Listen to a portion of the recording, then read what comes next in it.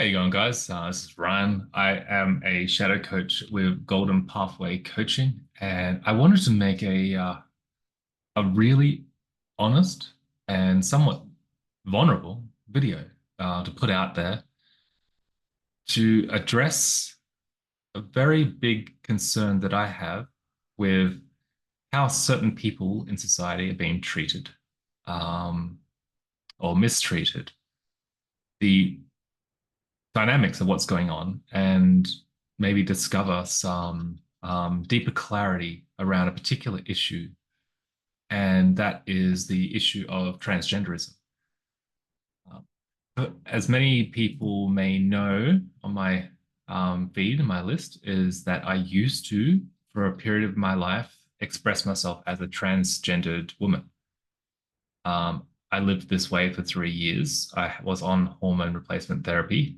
And as far as I was concerned in the moment, I was 100% authentic in that expression of myself. Wouldn't take it back. It's very important, actually, as a part of a healing process for me. Um, I didn't realize what was happening in the moment. I didn't realize what was happening to me psychologically. I knew that I was depressed and that I was going through a great deal of things. It was in a recent conversation that I was having with a new friend about this topic that actually brought a lot of stuff for me into the light, into a point of clarity. And I wanted to share that with you because it may give you some insight if you know someone who is transgender. Everyone, obviously, each human being has a unique experience. But I believe that the same mechanisms are deeply at play. And so basically, this is where I'm coming from. For me, the experience came from a place of very deep and chronic hurt. It was an unresolved hurt, and it culminated during a very difficult time of my life where I was having marital problems and difficulties. It was triggering my abandonment issues, and it was constantly flaring me up on an emotional level.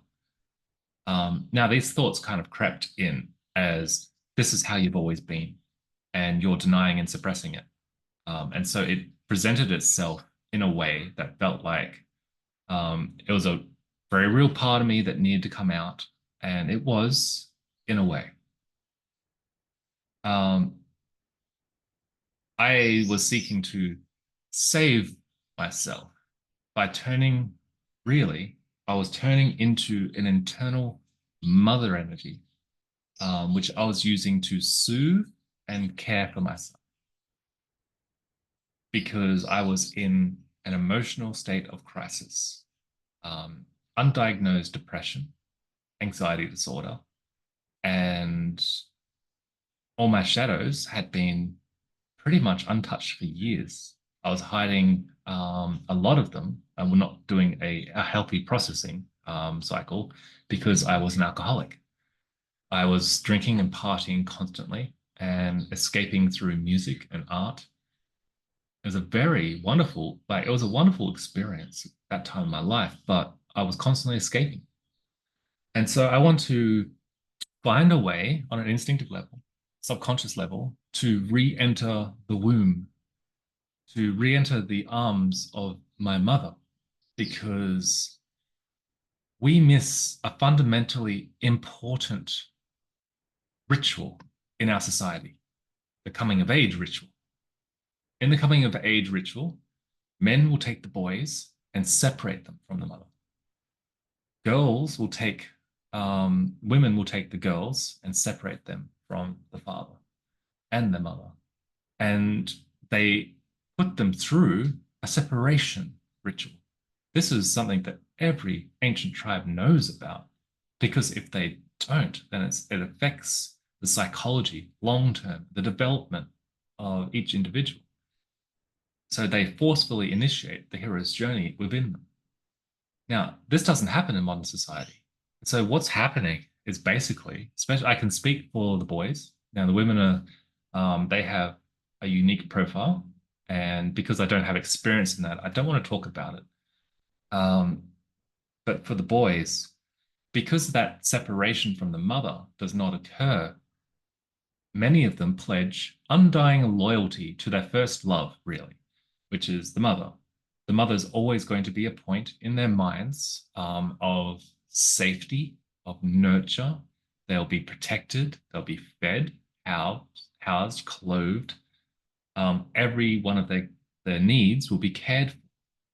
And so growing up from a child in their mind without that separation, it's always going to be an option in the mind. Um, but if those needs are not fulfilled, if you find yourself in a state of isolation, pain, anxiety, chronically, then what you might do is turn to the internal mother to nurture you, to feed you, to clothe you, and that will start to embody you. You'll start to embody it, I should say. So this was what was really happening. In this process as well, you hyperfixate on that part of you, that smaller part of your identity, that becomes your entire identity. It's going to be reinforcing. And so there's a real part of you that comes out that's expressing the feminine. But really, everything else is forced. Everything else is a lie. It's a mimicry. And this is why transgender people are extremely sensitive about being dead named, about being misgendered, about anything that reminds them of this inauthentic aspect of themselves, of which is holding and releasing an aspect of a real self. Because all men have a feminine aspect, all women have a masculine aspect to them. There is a real, genuine, authentic part of you that expresses this. And so in going through this, I sheltered myself from my actual real pain, my actual real hurt. I managed to avoid it and escape it for a longer period of time. This is why it's dangerous, because these shadows cannot be suppressed forever. And the process of transgenderism is only a temporary fix for a long-term pain problem.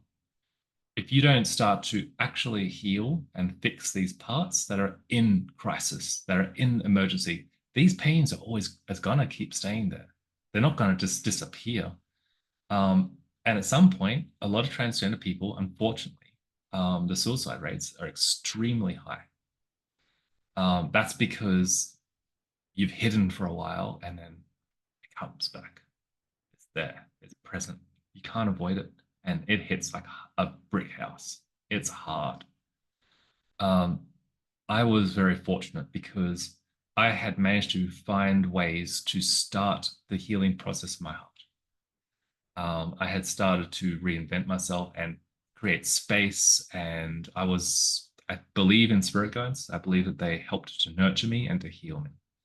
A lot of people, this doesn't happen. They stay in the hard world. They stay in harshness, and in that harsh light that they are in. When this kicks back, the shadows kick back, we lose them. It's terrible. The gender affirming care process is not educating people on this, and is, if anything, it's enforcing it, thinking that the transition of genders and the allowing the physical transformation is basically going to save their life. Quite the opposite. It's just a process of allowing the delaying. And the more you delay it, the darker these shadows are getting and the more dangerous it is for them. And I need to speak out about this because it's completely irresponsible. We're looking at this the wrong way. The best thing in the world for transgender people is to create a safe space for themselves, yes, but to understand that they are harboring and sitting on TNT. They're sitting on a lot of unprocessed shadows. They need to do shadow work. They need to start processing some of this trauma processing some of the hurt. They need to do it in a safe way. That's the absolute best thing they can do. They need to heal their inner masculine. They need to find the strength to be able to disconnect from the mother, to reimagine themselves as independent, strong individuals. Um, and there's a lot of things that can be done, a lot. Um, but how we're doing it now, it's dangerous and it's wrong. And my heart goes out to people going through transgenderism. And it's there's a lot there. There's a lot of hurt, a lot of confusion, a lot of denialism. It's a just a hodgepodge. It's difficult. It's really hard for an individual to maintain a good level of sanity going through the process. Um, and it feels exhilarating and it feels amazing because suddenly the pain is lessened. And so you feel exhilarated for a while. You feel like a whole new person. Um, yeah, that was just my thoughts on that. I don't want to ramble on too long, but this is a video that needs to go out there. It needs to be understood because this is real. This is it can't be suppressed anymore. We have to tell the truth about it. And if you're transgender and watching this, come and talk to me. Maybe I can help because while it may feel right now, you might feel so happy about your new identity and this truth that you found within you. There's work to be done. And if you can acknowledge that, you're going to save yourself a tremendous amount of difficulty later on. Yeah. Thank you for listening. I really appreciate it. And yeah, so I am a shadow coach, and this is part of my experience, which is helping to deepen my understanding of my own psychology and of the human experience. And because I have gone through certain things like this in my life, it's given me a bit more wisdom to be able to help other people. Anyway, see you next time.